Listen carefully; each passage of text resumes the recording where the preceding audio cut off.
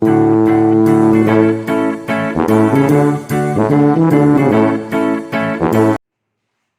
Morning students.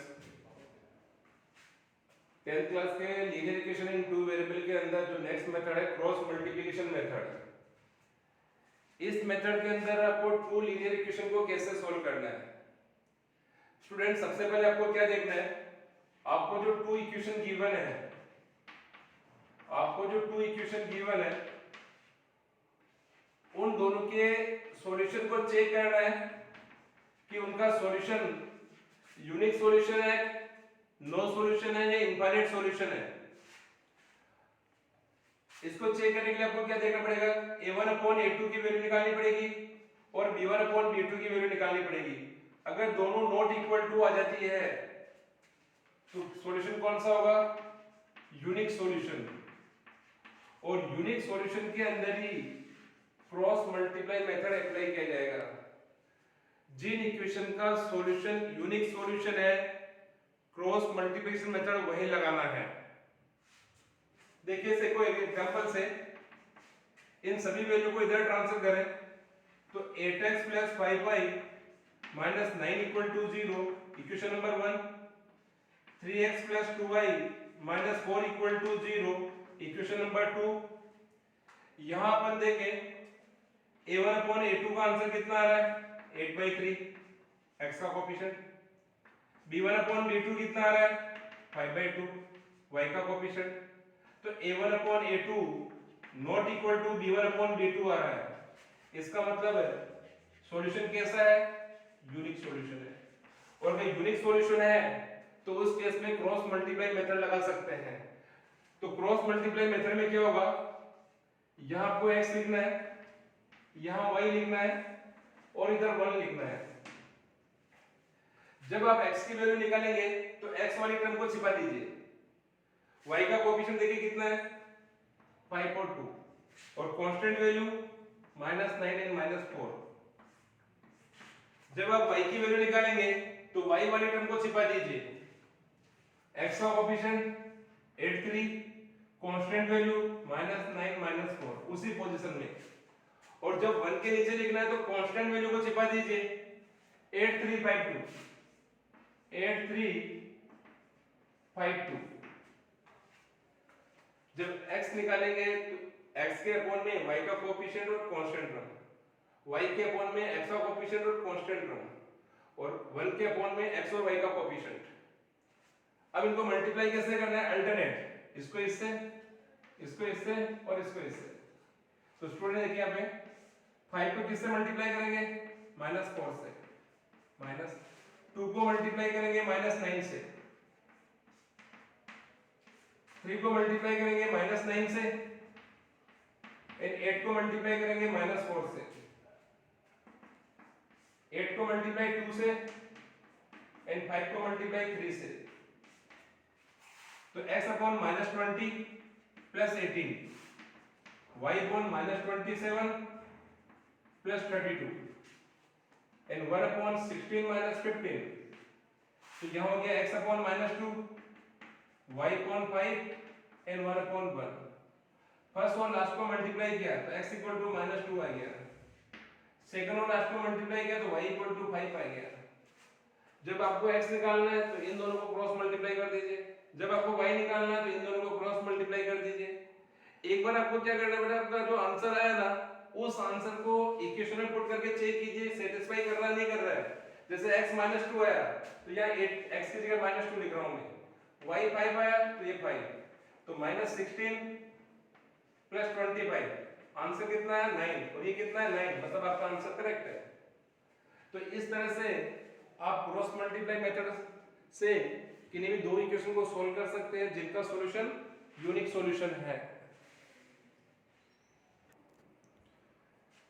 Next जो question given है इस टाइप का इंपॉर्टेंट क्वेश्चन है, एग्जाम में आने के पूरे चांस रहते हैं इन क्वेश्चनों के। आपको टू इक्वेशन गिवन है और उनकी कंडीशन दे रखी है कि इनका इनफाइनाइट सॉल्यूशन है। तो बताओ a और b की वैल्यू क्या होगी। इस क्वेश्चन में नो सॉल्यूशन दे रखा है तो k की वैल्यू फाइंड करनी है।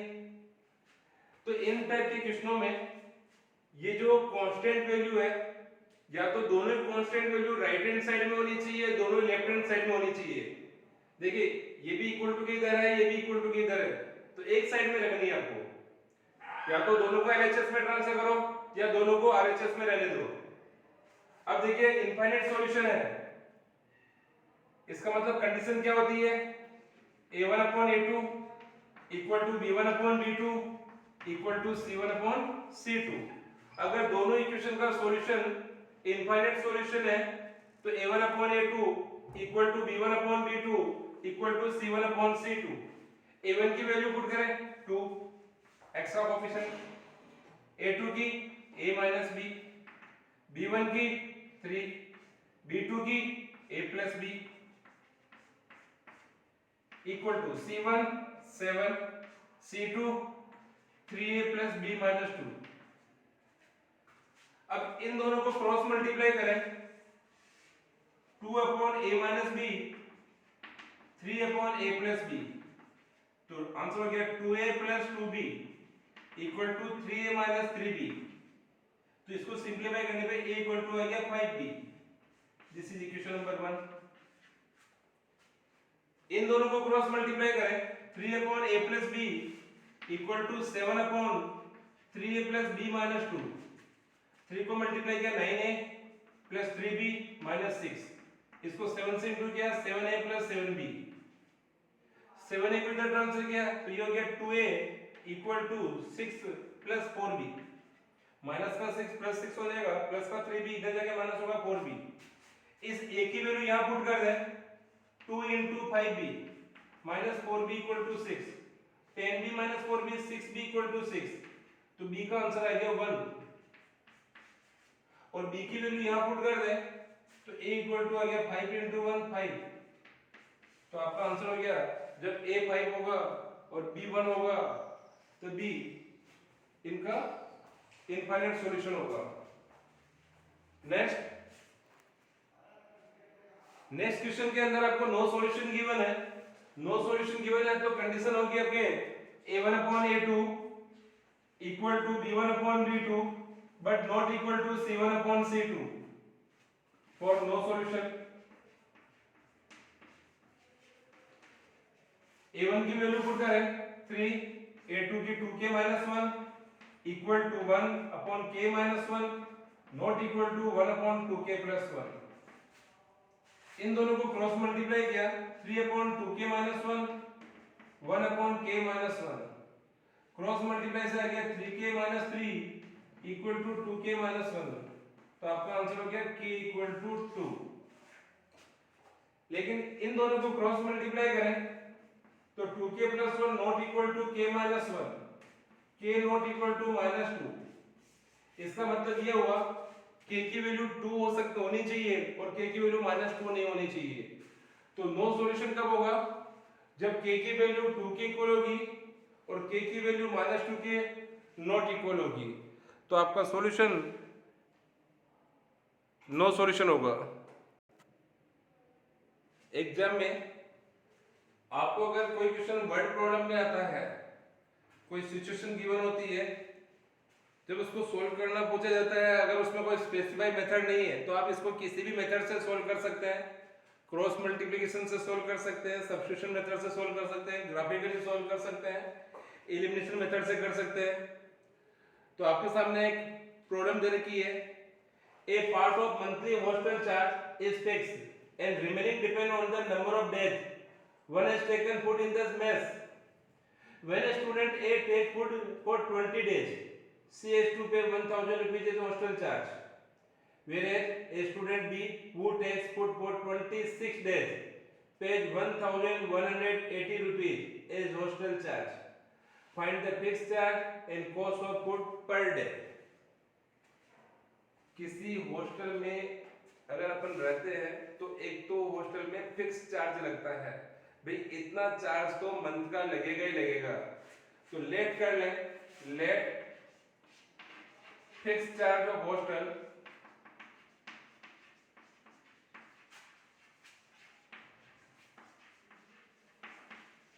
इज x रुपीज एंड उस हॉस्टल में जो मेस है, उस मेस में पर डे का फुट चार्ज और है, तो लेट कर लेते हैं कि जो फुट चार्ज है, cost of food per day y rupees, fix charge hostel का एक्स रुपीज लेट किया और फूड का पर डे का चार्ज लेट किया y rupees. First student A student के लिए दे रखा है कि 20 डेज के 1000 रुपीज वो हॉस्टल में पे करता है, इसका मतलब उसने 20 डेज तक फूड लिया। फिक्स चार्ज तो कितना है x according to question, 20 days में फिक्स चार्ज x और 20 डेज फूड का चार्ज हो गया 20y और इसकी टोटल कितनी है 1000, equation number 1। Same student B के लिए, बी स्टूडेंट हॉस्टल में 26 डेज तक रहा 1 मंथ में, तो उसने फिक्स चार्ज कितना दिया x और 26 डेज का फूड चार्ज हो गया 26y और उसने पे किया 1180 रुपीज। अब आप इन दोनों इक्वेशन को किसी भी मेथड से सोल्व कर सकते हैं, जैसा वहां इजी लगे। क्वेश्चन में पर्टिकुलर गिवन हो कि उसको उसी मेथड से करना है तब तो उसी मेथड से करना है, अदरवाइज आप इसको किसी भी मेथड से सोल्व कर सकते हैं। तो देखिए मैं यहाँ इसको एलिमिनेशन मेथड से कर रहा हूँ, कोएफिशिएंट बराबर है तो सब्ट्रैक्ट कर दिया, सब्ट्रैक्ट करने x से x कैंसिल हो गया, 20y में से 26y माइनस हुआ तो -6y और ये माइनस का 180 डिवाइड किया तो 30 रुपीज y की वैल्यू आई और y क्या है cost of food per day, मतलब एक दिन के फूड का चार्ज है 30 रुपीज। नाउ इस y की वैल्यू को किसी भी इक्वेशन में पुट कर दो, from first x plus 20y equal to 1000, तो x प्लस 600 इक्वल टू 1000, तो x इक्वल टू आ गया 400 रुपीज। मतलब उस हॉस्टल का जो फिक्स चार्ज है वो 400 रुपीज है और पर डे का फूड चार्ज 30 रुपीज है। नेक्स्ट क्वेश्चन फ्रैक्शन से रिलेटेड क्वेश्चन है। A fraction becomes 1/3 when 1 is subtracted from numerator and it becomes 1/4 when 8 is added to its denominator. Find the fraction. तो फ्रैक्शन वाला question कोई सा भी exam में आता है, let fraction h x upon y according to question this fraction 1/3 के equal हो जाता है। कब? जब न्यूमरेटर में से 1 माइनस करें, न्यूमरेटर में से 1 माइनस किया, फ्रैक्शन 1/3 के इक्वल हो गया, क्रॉस मल्टीप्लाई किया तो y इक्वल टू आ गया 3x - 3, इक्वेशन नंबर 1। यही फ्रैक्शन जब डिनोमिनेटर में 8 सब्ट्रैक्ट करें, सॉरी 8 ऐड करें, एडेड टू 8 इन डिनोमिनेटर, तो ये फ्रैक्शन 1/4 के इक्वल हो जाता है, cross multiply 4x equal to y plus 8। यहां से y की वैल्यू अगर यहां पुट करें, ठीक है, 4x इक्वल टू इस y की वैल्यू को पुट कर दें 3x - 3 प्लस 8, तो x इक्वल टू 5 आ गया और x की वैल्यू वापस इसमें पुट करें 3 × 5 - 3 15 15 - 3 12, तो y की वैल्यू 12 आ गई। तो फ्रैक्शन क्या हो गया? तो fraction h x upon y, x मतलब 5, y मतलब 12, वो फ्रैक्शन 5/12 के इक्वल है।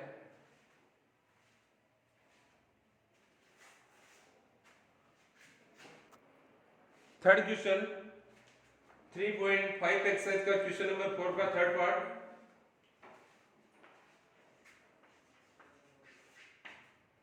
Yes for 40 marks in a test, Yash ने किसी टेस्ट में 40 मार्क्स फाइंड किए, उसको जो करेक्ट आंसर है उसको 3 नंबर मिले, जो आंसर इनकरेक्ट था वह -1 नंबर उसके ऐड हुआ है, मतलब 1 नंबर का उसको लॉस हुआ है, माइनस मार्किंग हुई।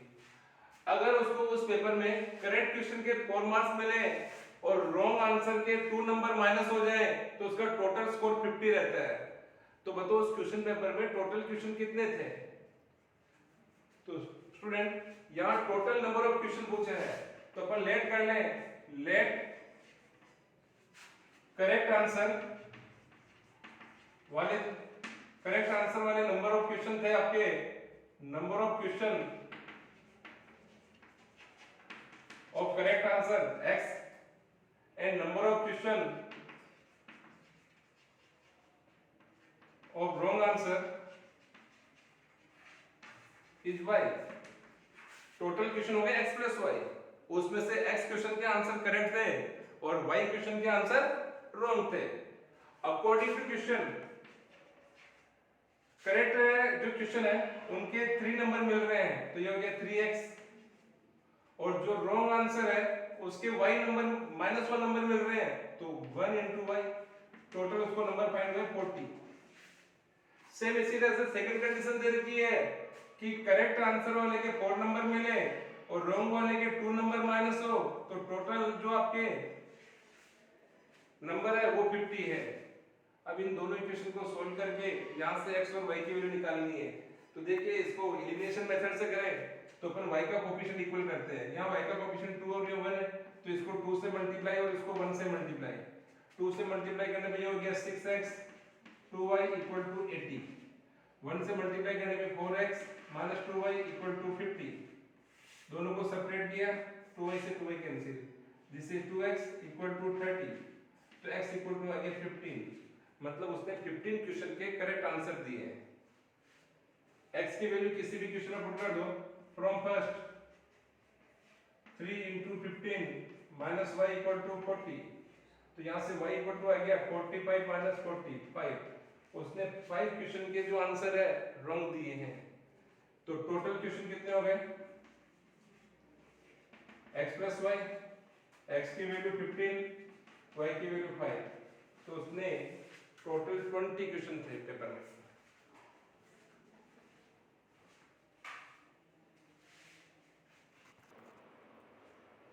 इंपॉर्टेंट क्वेश्चन है फोर्थ वाला, place A and B are 100 kilometre apart on a highway, A और बी 2 प्लेस है, इनके बीच की डिस्टेंस दे रखी है 100 kilometre, one car start from A in another from B, case first,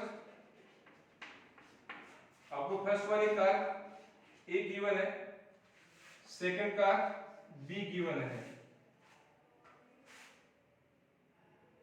eight the same time, दोनों car A और B से same time पे स्टार्ट होती है, अगर उनकी डायरेक्शन सेम है, इन सेम डायरेक्शन, अगर वो एक ही डायरेक्शन में जाती है, दे मीट आफ्टर 5 आवर्स, तो दोनों कार 5 आवर्स के बाद मीट करती है, इसका मतलब पीछे वाली कार की स्पीड ज्यादा है, तो लेट कर लें कि let speed of car B is x kilometre per hour and speed of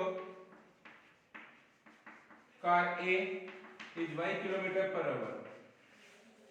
B car की speed x kilometre per hour let कर ली, A कार की speed y kilometre per hour let कर ली। जब दोनों काम सेम डायरेक्शन में जा रही है, case first, they travel in same direction, then relative speed क्या होगी, x minus y kilometre per hour. Same direction में दोनों की स्पीड माइनस होती है, उनका जो डिफरेंस होता है वही रिलेटिव स्पीड होती है, कि उनकी स्पीड में डिफरेंस कितना है। Now speed equal to distance upon time, तो इस क्वेश्चन में गिवन है कि स्पीड x माइनस वाई है, डिस्टेंस 100 किलोमीटर है, दे मीट आफ्टर 5 आवर्स, तो यहां से x minus y equal to आ गया 20, दिस इज इक्वेशन नंबर 1। लिखा हुआ है कि दोनों सेम डायरेक्शन में जाती है, तो दे मीट आफ्टर 5 आवर्स, तो वो 5 आवर्स के बाद में मीट करती है। Second case, they travel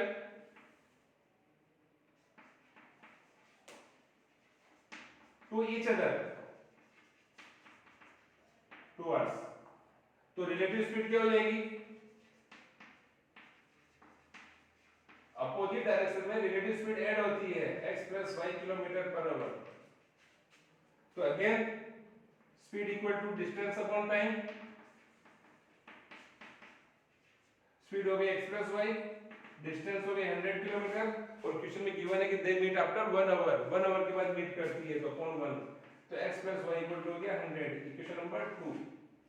equation number 1 को साथ में लिखो, x minus y equal to 20, दोनों को ऐड किया तो y से y cancel, 2x equal to 120, x equal to 60 kilometre per hour, और x की वैल्यू को तीसरी इक्वेशन में रख दें तो y की वैल्यू आ गई 40 किलोमीटर पर आवर। दोनों कार की स्पीड आ गई 60 kilometre per our and 40 kilometre per our.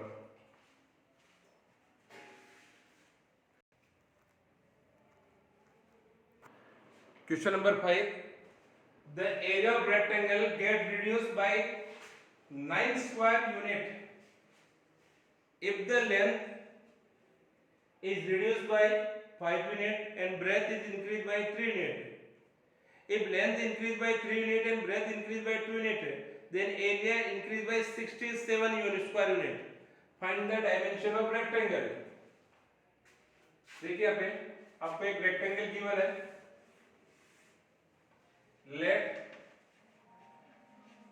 Length of rectangle is x, breadth is y unit.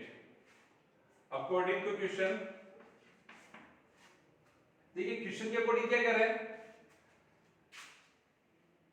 Area of rectangle अभी क्या हो जाएगा x इंटू वाई। इस क्वेश्चन में गिवन है कि लेंथ को रिड्यूस कर रहे हैं 5, अभी लेंथ x है तो रिड्यूस हो गई, कितनी हो गई x minus 5। Breadth increase by 3 तो y प्लस 3, तो एरिया जो पहले था उससे 9 यूनिट रिड्यूस हुआ तो मतलब ये माइनस। जब लेंथ को 5 कम कर दे और ब्रेथ को 3 इंक्रीज कर दे तो एरिया पहले से 9 स्क्वायर यूनिट कम हो जाता है। दोनों ब्रैकेट को ओपन करें, x into Y plus 3x minus 5y minus 15 equal to xy minus 9, xy से xy कट गया, 3x minus 5y equal to 6, equation number 1। Second case में गिवन है अगर लेंथ 3 इंक्रीज हो जाए और ब्रेथ 2 इंक्रीज हो जाए तो एरिया 67 इंक्रीज हो जाता है। सभी इंक्रीज हो रहे हैं, लेंथ भी इंक्रीज हो रही प्लस ब्रेथ भी इंक्रीज हो रहा है प्लस, तो एरिया 67 इंक्रीज हो जाता है, तो एरिया भी पहले से 67 प्लस हो जाएगा। Open the bracket, xy plus 2x plus 3y plus 6 equal to xy plus 67, xy से xy cancel, 2x plus 3y equal to 61, equation number 2। अब देखिए यहाँ पे, यहाँ x का कोएफिशिएंट 5 है, y का कोएफिशिएंट 5 है और y का कोएफिशिएंट 3 है, तो y का कोएफिशिएंट इक्वल करने के लिए इसको 3 से मल्टीप्लाई कर दें और इसको 5 से मल्टीप्लाई कर दें। जैसे इसको 5 से मल्टीप्लाई करेंगे ये तो हो जाएगा 10x प्लस 15y 5 और 30, और इसको 3 से मल्टीप्लाई करें तो ये हो गया 9x minus 15y equal to 18। दोनों को सिंप्लीफाई करें, ऐड करें तो 15 से 15 cancel, this is 19x, this is 323, और 323 को कैंसिल करें 19 से, x equal to 323 upon 19, 1 time